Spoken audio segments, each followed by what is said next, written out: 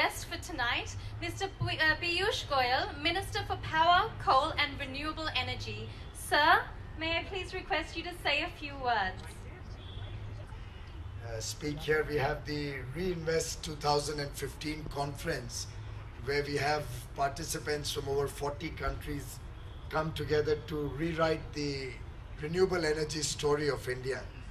And that's going on as we speak. The second day concluded today and getting into the third day tomorrow.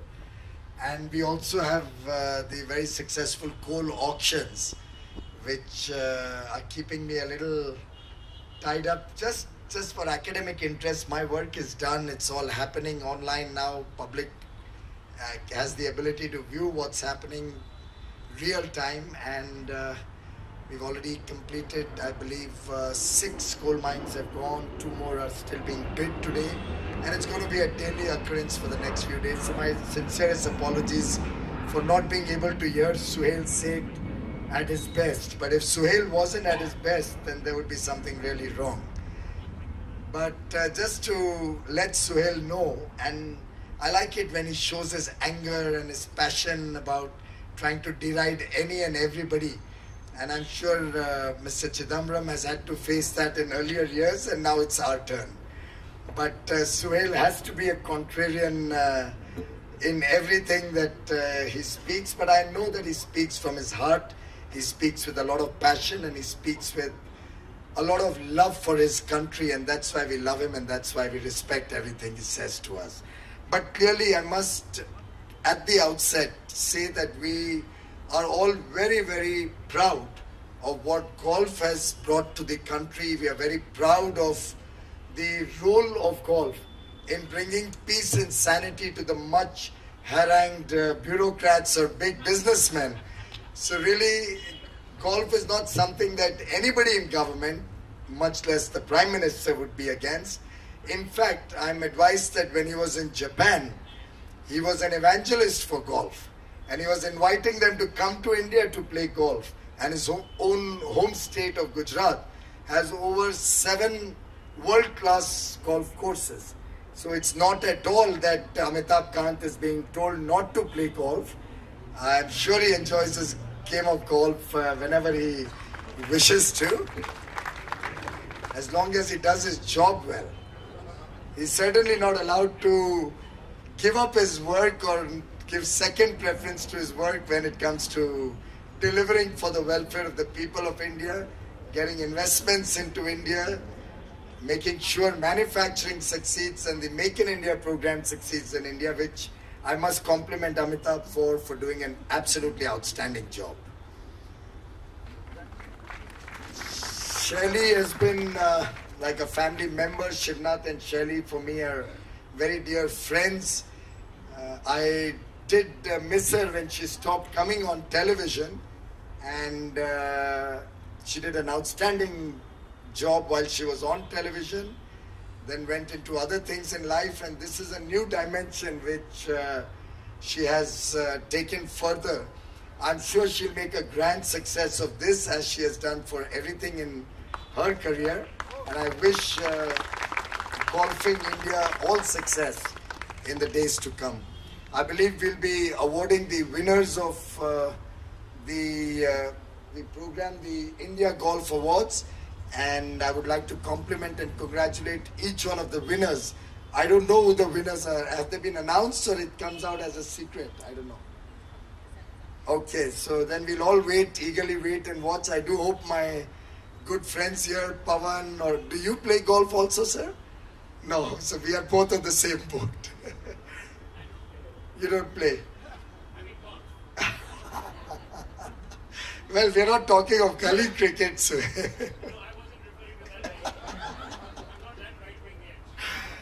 But, well, I do wish all of you the very best, and I do hope the best golfers here are awarded. But what I would like to share with you is the importance of sport that we all, I think, recognize, and we all would like to take the message to the people of India.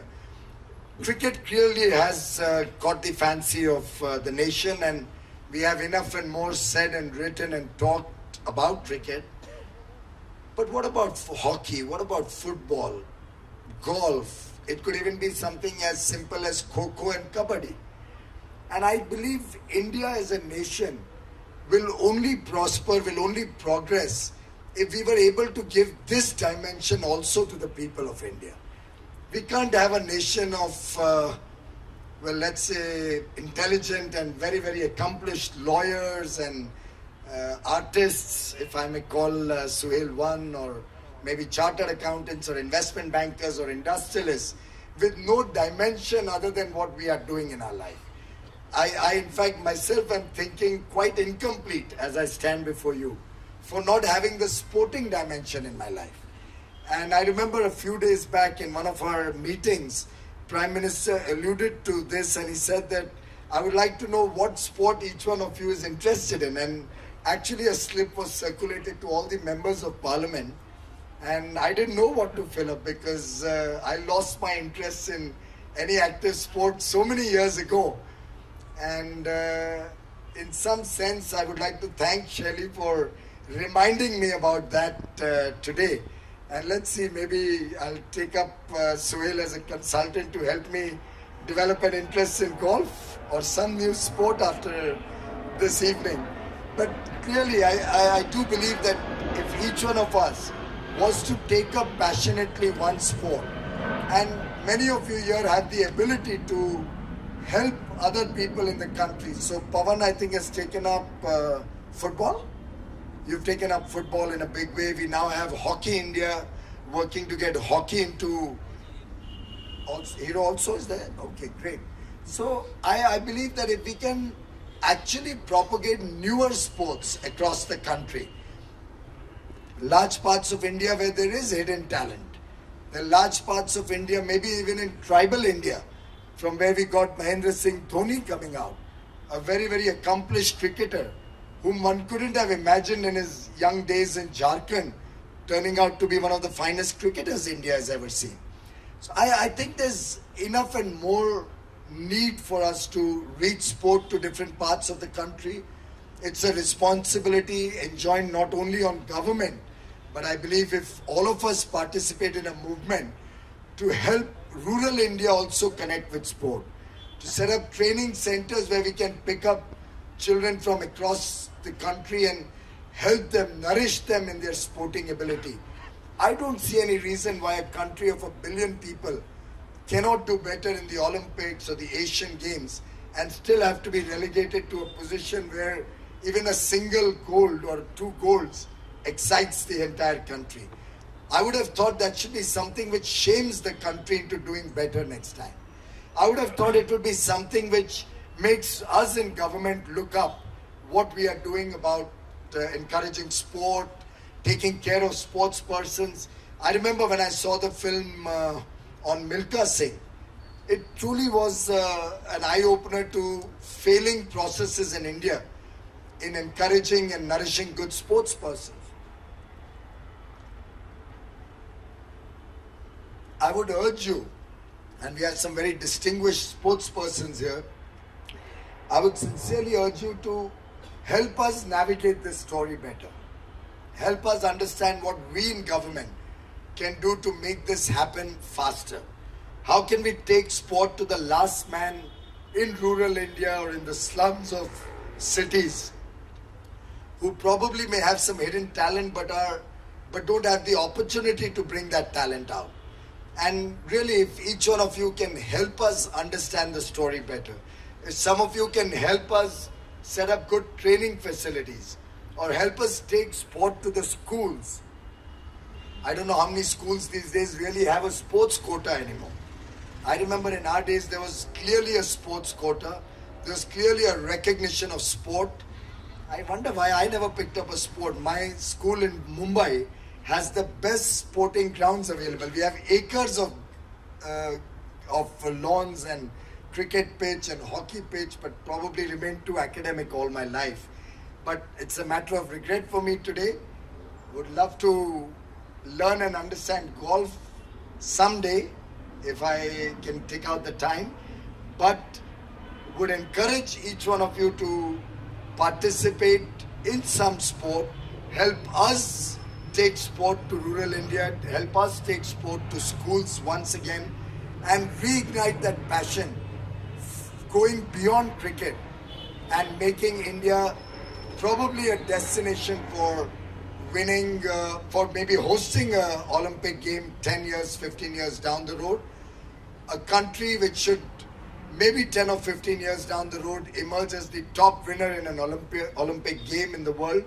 If we keep a big mission, if we keep a big objective in mind, I'm quite confident India can deliver. Indians have the ability to achieve, and let's rewrite the rules of the game to make India a sporting superpower while we are working to make it an economic superpower. Thank you very much for this opportunity to be with all of you this evening, and I wish all of you a great success in your sporting endeavors. Thank you. The beginning to every story starts with a lesson, and that lesson starts with a teacher. And in golf, that teacher has an integral part to play in the grand story. So let's unravel the story tonight with the Best Teaching Pro Awards. And the nominations are, many of them actually, since our teachers are pro and a stellar. The nominees are Romit Bose, Jasjeet Singh, Anitya Chand, Vijay Devecha. And the winner is?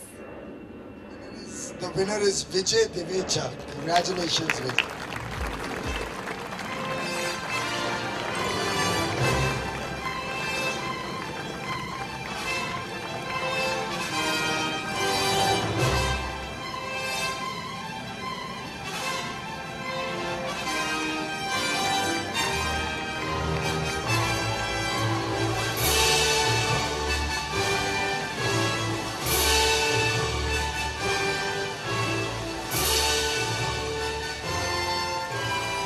Congratulations, Mr. Vijay Devecha.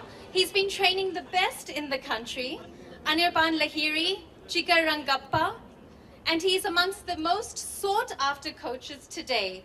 He also trains the young and the upcoming Anisha Padukone. Thank you so much. Miss Kavita Singh. Congratulations, Kavita Singh.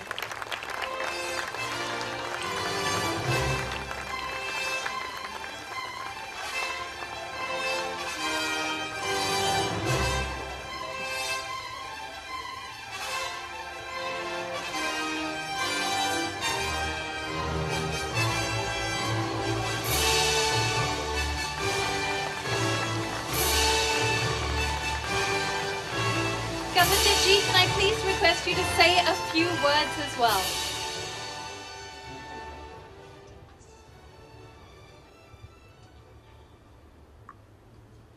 Good evening, ladies and gentlemen. I'm truly honored to receive this gift. I really don't think I deserve it because I have an amazing team that works with me to help to promote women's golf in India. I want to say that we've come a long way. We're 7 years old. We are turning out some champions. We have a long way to go. I want to say that a lot of corporates have been very helpful to us, particularly Mr. Pavan Munjal, who supported us, and the DLF and Avantha. They've always been supportive to golf, as you all know. I want to I want to thank the government of India, especially the tourism ministry. Whenever I have gone to them for help, they have come forth, and really that helps us because we're trying to expand, we're trying to get awareness internationally. I want the girls to play abroad, I want them to have the exposure, and the tourism ministry has always come forth. I just have one bone to pick, and I'm going to say it. It may not make me very popular today. Shelley, we need someone from the sports ministry to help us. A few years ago, I went and met some people in the government. I asked for help, and I was told, oh, Mrs. Singh, this is an elitist sport, you know. We can't really afford it right now. And I want to say that, I mean, what is elitist about it? Isn't cricket elitist? Look at the amount of money that's spent on that. Honestly, like Piyush said, we have to encourage other sports. We have to encourage golf, we have to encourage hockey, kabaddi, come what may. And women, as you know, have always been good at things they do. They excel. Look at all the bankers. Look at everyone. Why don't we get a chance, you know? And I don't know if there's even anyone here from the sports ministry today. Because honestly, 2-3 years ago, I went and I tried to get numerous appointments because I wanted to put our case across and said, look, the government needs to help us. I mean, it's an expensive game like any other sport is, and there are duties and there's equipment to be bought and the girls need to play on different courses. I was not given an appointment. I'm sorry to say that. So these kind of things are very disheartening, but I keep trying and we keep struggling, and I'm very optimistic. So thank you again. You know, very often in my ministry, when I'm talking to my people, I tell them, don't remind me of what happened before 26th of May. Let's talk about now. Because I'm very concerned that we as a nation have become quite cynical and we've started giving up hope. I don't know how many of you remember the movie Saransh, in which Anupam Kher at the end recognizes hope and he says, no, I have hope. I think, Bhavi, you don't have to worry about that. You'll have an appointment. We'll talk as soon as this program gets over. And you'll have an appointment with Sarbanand Sonowal. They are a very, very young and very enthusiastic new sports minister from Assam. And I can assure you that you'll have an appointment and you can put your point of view across to him. Like I said, I wasn't being critical. It's just that I'm so passionate about it. And really, I mean, we all do this for the love of the game, for the sport. So if we can help in any way to turn out a great golfer in India, I mean, the Olympics are coming up now. I want one of our girls to shine. Why can't they shine? Like we said, we're a country of 1 billion plus. We have to produce some winners. And I am really hopeful for that. So thank you. Just to clarify, I very, very much welcome criticism. We need criticism, otherwise we'll never be able to sort out the problems. I was talking of cynicism. We don't need cynicism, we certainly need criticism. I'm not cynical, believe me. Thank you so much, and thank you so much for your passion. This sport indeed does need it. I would also like to thank Mr. Srinivasan for coming up on stage. Thank you, sir. And Mr. Goyal, thanks to his new brand ambassador, Tiger Woods. The award we are set to announce is very special indeed, and a new award we are introducing this year. This is for those who keep the country's big policies on track and love their game of golf. Ladies and gentlemen, introducing the Policyman on Course Award. And this award goes to... Sir? We all know why he's here today, taking time out of his busy schedule like all of us, Amitabh Kant.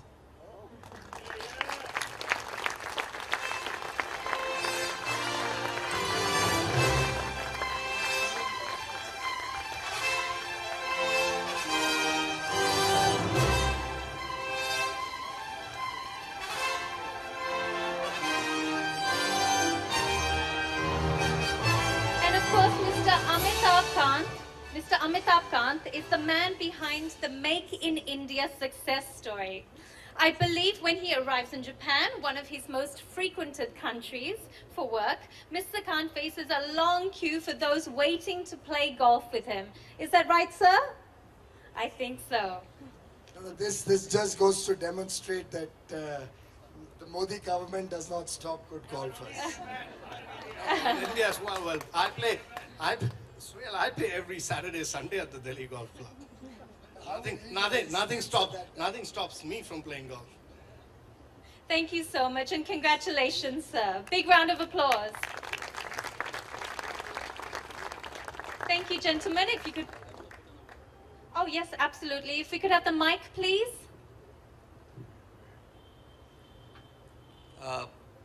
The initiative that Amitabh started when he was in the tourism ministry, which is being taken forward by his successors.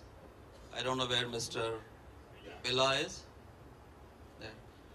I must, standing here, compliment you on your efforts, and I seriously thought that was a slip of tongue when you said couple of crores, but I don't know that the government of India has started spending that kind of money on golf. This is good, but still not enough.